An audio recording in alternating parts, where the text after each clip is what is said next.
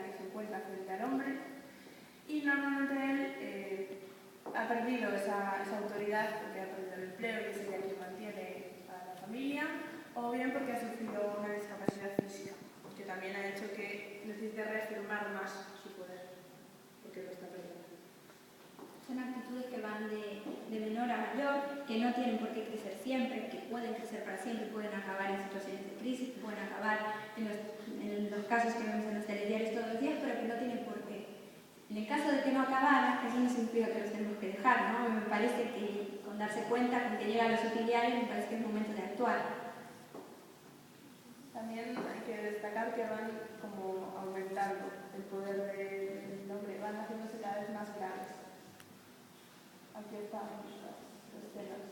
Los ejemplos que vimos antes, que yo creo que en nuestras casas se pueden ver, ¿no? A lo mejor no son tan graves, a lo mejor no son tan fuertes, pero sí que podemos verlos. O lo podemos ver en la tele también, en muchos casos que representan la vida real, sí que podemos encontrar micromachismos.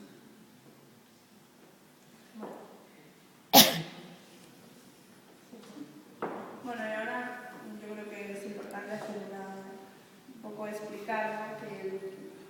que aunque el proyecto ya se realizó el 8 de marzo, no acaba ahí. El hecho de venir a este tipo de conferencias, fuimos a Santiago el 11 de diciembre también a hacer una pequeña exposición también de lo que habíamos hecho. Esto representa que el proyecto no se acaba ahí, que todavía queda mucho por hacer, que queda mucha gente a la que concienciar, por decirlo de alguna manera, de todos los problemas que sufrimos y si no hacemos nada sufriremos las mujeres.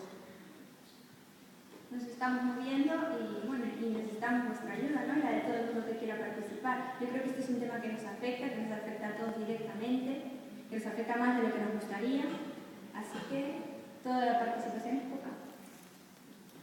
Bueno, y si queréis hacer alguna pregunta.